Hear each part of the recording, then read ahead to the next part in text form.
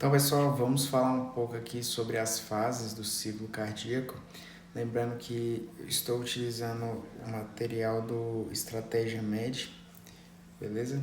Então, aqui a gente vai falar um pouco sobre as fases do ciclo, para começar um pouco. E até interessante a gente pensar no ciclo, porque começa com a sístole, né? Então, a sístole é a contração ventricular. E a contração ventricular, a gente é até estranho, né? Ele primeiro contrai e depois ele enche, mas é porque é um ciclo.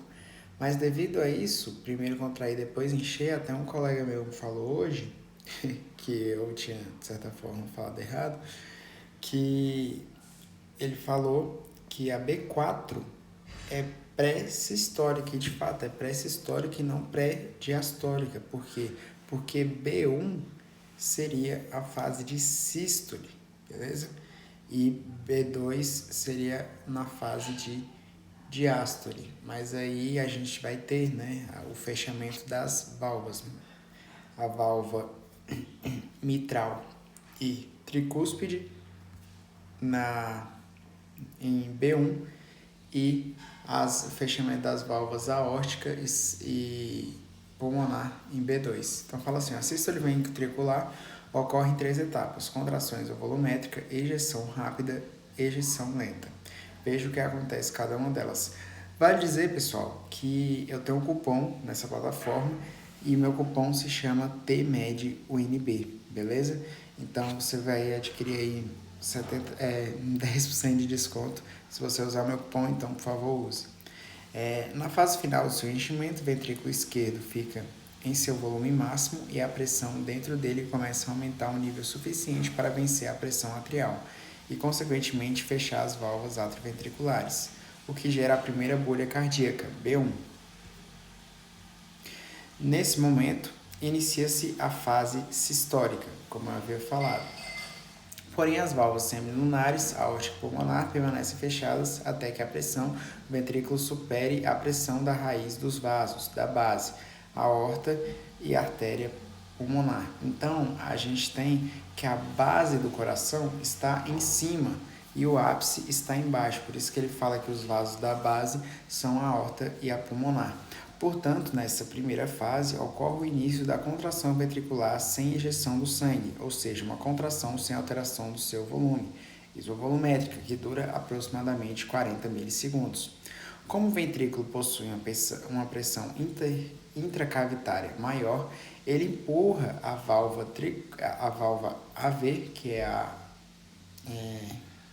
átrio ventricular, para o átrio, o que gera aumento transitório da pressão atrial, onda C da pressão venosa jugular. Então ele quer dizer que a válvula AV é tanto a válvula tricúspide quanto a válvula atrioventricular. No caso dessa pressão atrial que a gente tem a onda C, no caso vai ser a tricúspide, porque a gente vai ter diferenças de pressão, principalmente no átrio direito, que consequentemente alterações da pressão nesse átrio vão causar uma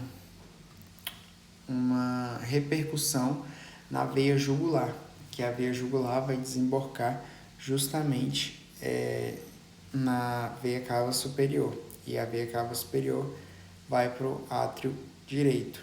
Então, por isso que a gente tem essa onda C da pressão venosa jugular, beleza? Que é após a onda A e após ter um pequeno descenso X, é a onda C, e logo em seguida outro descenso X. Ejeção ventricular rápida. Nessa fase, o ventrículo esquerdo esvazia-se rapidamente. Como a velocidade de esvaziamento é rápida, ocorre a dilatação transitória da raiz da aorta, estimulando os barroreceptores localizados nas paredes da artéria. Os centros bulbares captam esse estímulo e determinam a vasodilatação periférica, facilitando a saída do sangue do ventrículo. Esses eventos estão representados pelo pico onda R do eletrocardiograma, ECG. A fase de ejeção rápida é finalizada quando as pressões nos ventrículos e nas artérias atingem seu nível. Então, aqui é a ejeção rápida e a ejeção lenta. Bora lá. À medida que o sangue entra na aorta, ela distende-se para acomodar o volume, aumentando a pressão no seu interior. Dessa forma, a diferença de pressões entre o ventrículo esquerdo e a aorta diminui cada vez mais e o sangue passa a sair do ventrículo esquerdo com uma velocidade cada vez menor, até o fechamento das válvulas semilunares, gerando a segunda bolha cardíaca, P2. No pulso venoso, há o início da onda V, que representa o enchimento atrial no fim da sístole ventricular. Então o relaxamento ventricular ocorre em 4 etapas: relaxamento isovolumétrico, enchimento rápido, enchimento lento e sístole atrial. Relaxamento isovolumétrico. A fase de relaxamento isovolumétrico ocorre quando a pressão do ventrículo é menor do que na aorta. Então, pressão do ventrículo menor do que a aorta, mas superior à pressão do átrio. Todas as válvulas se encontram fechadas, não havendo variação de volume dentro do ventrículo. Enchimento ventricular rápido. Nessa fase, a pressão do ventrículo fica menor do que a pressão do átrio, promovendo a abertura das válvulas mitral e tricúspide e a passagem de um grande fluxo em direção aos ventrículos. Ela pode ser clinicamente identificada pelo descenso Y do pulso venoso, que ocorre após o pico da onda V e reflete a queda da pressão atrial após a abertura da tricúspide. Enchimento ventricular lento, diástase, então é mais específico, né? Essa fase ocorre como consequência da diminuição do gradiente entre os átrios e os ventrículos, com o enchimento do ventrículo e o fim da fase de relaxamento. O fluxo de sangue do átrio para o ventrículo começa a diminuir.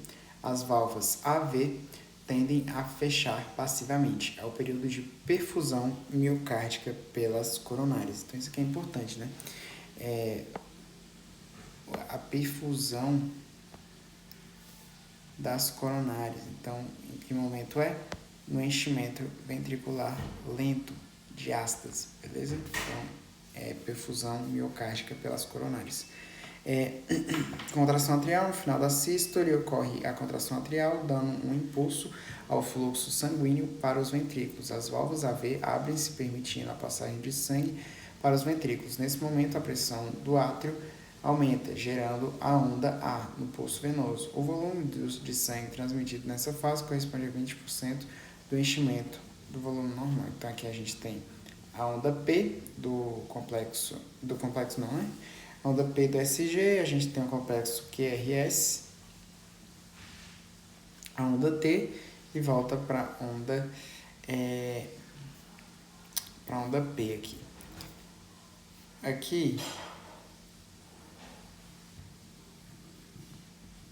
Aqui a gente tem algo interessante, ó. Se vocês forem observar o B1, ele colocou por M1 e T1. Então aqui, ó, a gente tem que primeiro ao fechamento da válvula mitral e logo depois o fechamento da válvula tricúspide. Logo em seguida a gente tem a aórtica fechando primeiro e depois a pulmonar, o que significa que B2 primeiro a aórtica e depois a pulmonar, e em B1 é primeiro a mitral e depois a tricúspide. E o que ocorre? Nessa situação, para ter o fechamento da mitral primeiro, você observa o seguinte, que ambas as válvulas do lado esquerdo, ou seja, mitral e aórtica, vão fechar antes das válvulas do lado direito, beleza? Então, por isso que isso ocorre nesse tipo de situação. Ciclo de Lewis, então a gente tem aqui uma representação esquemática, né? E aqui a gente tem aqui, ó, sístole, contração isovolumétrica, B1, tal. Aí ele coloca uma questão aqui para a gente resolver. Do ponto de vista do ciclo cardíaco, o componente tricúspide T1 da primeira bolha ocorre antes do componente mitral. Errado, né, gente? Como eu falei, a gente tem que primeiro as válvulas do lado esquerdo fecham e depois que as válvulas do lado direito vão fechar. O componente aórtico A2 da segunda bolha ocorre antes do componente pulmonar, ok? Pois a pressão gerada pela contração do ventrículo esquerdo é maior do que a gerada pelo ventrículo direito. O desdobramento fisiológico da segunda bolha ocorre durante a expiração. O bloqueio do ramo direito é o responsável pelo desdobramento paradoxal da segunda bolha. Como a gente viu, letra B, mas agora vamos olhar por que a C e a D estão erradas, né? Alternativa C, incorreta. O desdobramento fisiológico da segunda bolha ocorre durante a inspiração. Inspiração, que é o momento no qual há aumento do retorno venoso para o coração direito. Na verdade, a gente fala câmaras direitas, né? Isso leva a um aumento do volume em ventrículo direito, o que prolonga o tempo de ejeção, VD. Esse prolongamento do tempo de ejeção do ventrículo direito faz com que a válvula pulmonar demore um pouco mais para fechar, atrasando o componente B2 e gerando o desdobramento fisiológico da B2, beleza? E a D fala que o bloqueio de ramo direito é uma das causas de desdobramento fixo de B2. O desdobramento paradoxal de B2 ocorre quando há um atraso no início da sístole do ventrículo esquerdo ou seu prolongamento. Logo, são causas de desdobramento paradoxal de B2, bloqueio de ramo esquerdo, estenose aórtica e disfunção ventricular esquerda. Então, a gente resolveu aqui uma questão e deu uma lidinha no material, mas para mostrar para vocês o quanto vale a pena aí você está assinando a plataforma de estratégia. Vou fazer outros vídeos sobre esse tema aqui e continuando semiologia cardíaca, vocês estudando junto comigo.